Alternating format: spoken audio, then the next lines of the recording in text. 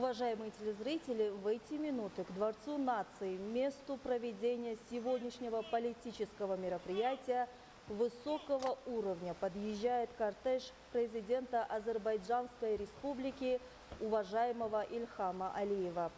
В рамках этого визита президент Азербайджана примет участие в заседании Совета глав государств СНГ, которое сегодня пройдет под председательством президента Республики Таджикистан уважаемого Эмомали Рахмона. В ходе визита также запланированы двусторонние встречи и переговоры на высшем уровне между Таджикистаном и Азербайджаном, в рамках которых будут обсуждены ключевые вопросы двустороннего сотрудничества.